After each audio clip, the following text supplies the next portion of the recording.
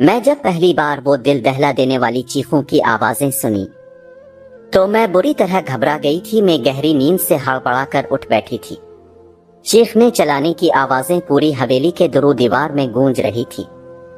उस वक्त चारों ओर खामोशी का राज था। मेरे कमरे में अंधेरा था।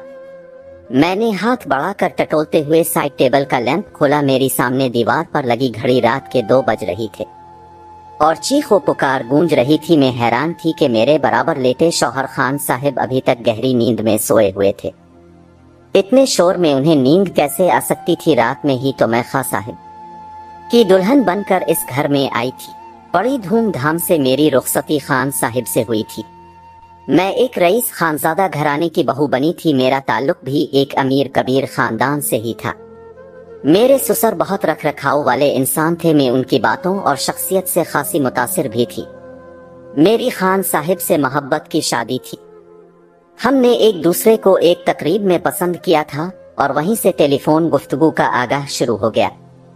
हम दोनों ही अमीर खानदान के चश्मो चराग थे, इसीलिए किसी को भी रिश्ते पर एतराज नहीं हुआ था। मेरी शादी की ये पहली रात थी और उसी रात मैंने ये बेहंगम सा शोर सुना था। एक लड़की की चीखों की आवाजें थी, जैसे वो अपनी मदद के लिए किसी मददगार को पुकार रही हो। पहले तो मैंने सोचा कि कमरे से बाहर जाकर देखूं कि ये आवाजें किसकी हैं, कौन है जो इस वक्त इस कदर बुलंद आवाज से चला रही है। लेकिन मैं एक दिन की दुल्हन थी, यूं कैसे मुंह उठाए कमरे से बाहर निकल सकती थी? आधा घंटा वो आवाजें गूंजती रही और उसके बाद खामोशी सी छा गई थी। मुझे खान साहिब की गाफिल नींद पर हैरत हो रही थी। वो कैसे इतने शोर में सो सकता था?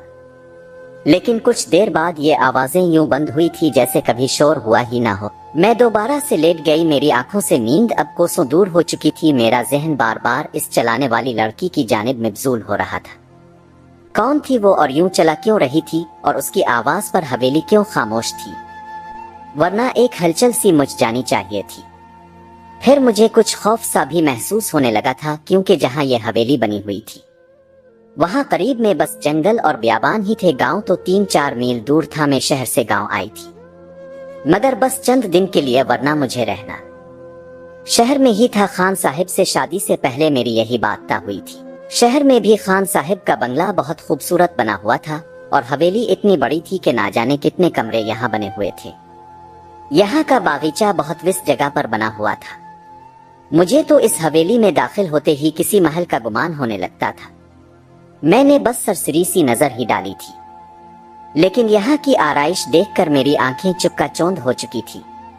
मेरा कमरा किसी ख्वाबगाह की तरह फूलों और कैंडल से सजाया गया था। मैं खुद पर जितना भी गुरूर करती इतना ही कम था। बेशक मेरा शुमार हुसैन तरीन लड़कियों में होता था, लेकिन खान साहिब भी किसी से कम ना था। हम दोनों को देखकर सब चांद सूरज की जोड़ी कहते थे।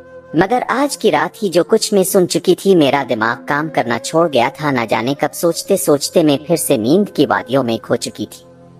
मेरी सुबह खान साहिब के हुसैन मुस्कुराते चेहरे को देखकर हुई थी। वो मुझे जगा रहा था। कहने लगा, उठ जाए मैडम, ये शहर नहीं है जो यूं लंबी तान कर सोई रहोगी। मैंने मंदी मंदी आंखें खोली तो वो उठ चुका था। अब बेड से उठकर अपना वार्डरोब खोले अपने कपड़े निकाल रहा था। मुझसे कहने लगा, तुम्हारा लिबास ड्रेसिंग रूम में मौजूद है और वही पहनना है। वो मुझसे कहकर वॉशरूम में चला गया। मैं बेदिली से उठकर बैठ गई। कुछ पल के लिए तो मुझे ये लगा कि रात वाली बात शायद मेरा कोई बहाना ख्वाब था। मैं काफी देर इसी बारे में सोचती रही, फिर खुद को झटक कर ड्रेसिंग रूम में चली गई, जो मेरे ही कमरे में बना हुआ था। इतना भारी भरकम जोड़ा देखकर मेरी आंखें फटी रह गए। जितने मुझे सिंपल और नफीस लिबास पसंद थे, इतना ही इस गांव के वडेरों की बीवियां ऐसे भरे लिबास और जेवरात से लदी हुई होती थी। मैंने शावर लेने के बाद बमुश्किल ही इस लिबास को पहना था। खान साहिब कमरे से जा चुका था। 2 मुलाजिमीन लड़कियां मेरी इजाजत लेकर मेरे कमरे में आ गई। मुझे जेवरात पहनाने लगे, तैयार करने लगे। जब मैं सज धज कर बाहर आई तो मेरे ससुर सामने सोफे पर विराजमान थे। उन्होंने मुझ पर एक बेरपूर नजर डाली और मुस्कुराने लगे। फिर उठकर मेरे पास आए, मुझसे कई हजार के नोट वार कर मुलाजिमीन में तकसीम किए। फिर मुझे बाहर ले गए, जहां गांव की औरतें मुझे देखने के लिए मुंतजिर बैठी थी। गर्मी धूप में ना जाने कब से वो मेरी एक झलक देखने के लिए बैठे हुई थी। बड़े खान बाबा कहने लगे, आज से ये हमारे घर की नई मालिकन है। खान साहिब की बीवी सब औरतें ही मुझे सलाम करने लगे। मैं चंद मिनट से ज्यादा वहां नहीं रख पाई थी। तेज जलती धूप ने मेरे हवास खराब किए थे। जल्दी से ही मैं अंदर अपने कमरे में एसी ऑन करके बैठ गई। पूरा दिन मुख्तलिफ लोगों का आना जाना लगा रहा। पूरा दिन थका देने वाला गुजरा था। खान साहिब से मेरी मुलाकात बस रात को ही हुई थी, वरना वो पूरा दिन मर्दों के साथ ही रहे थे।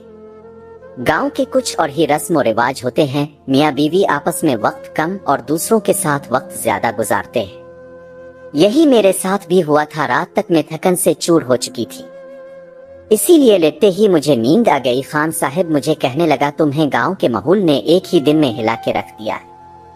वो मुझे गौर से देख रहे थे। मैंने नींद की गुनूदगी में आंखें खोली और जरा सा मुस्कुरा दी। मैंने कहा, बस जल्दी से वापसी का सोचो खान साहिब, मुझे ऐसे माहौल की आदत नहीं है। मेरी बात पर ना जाने क्यों खान साहिब की मुस्कुराहट गायब हुई थी। फिर वो बैकग्राउंड से टेक लगा कर बैठ गया। कहने लगा, अभी तो ऐसा मुमकिन नहीं है, लेकिन मैं कोशिश करूंगा। मैंने नींद की गुनूदगी में भी पूरी आंखें खोलकर इसे घूरा था। खान साहिब, मैं गांव में 2 दिन से ज्यादा नहीं रह सकती। ये तुम अच्छी तरह जानते हो। मुझे घुटन होती है। यहाँ के पहनावे से, रहन सहन से अजीब घुटन। ज्यादा माहौल है यहाँ का, मैं नहीं रह सकती।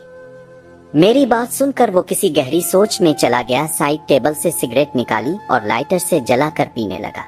मैं नींद से बेहाल थी, इसलिए सो गई। रात को फिर से मेरी आंख इसी शोर से खुली।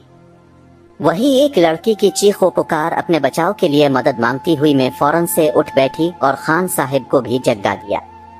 वो मुझे मूंदी आंखों से देखने लगा। मैंने कहा, खान, ये किसके चलाने की आवाजें आ रहे हैं? मेरी बात पर खान साहिब ने नजरें चढ़ाई थी। फिर कहने लगा, कैसी आवाज है? मुझे यहाँ कोई आवाजें नहीं आ रही।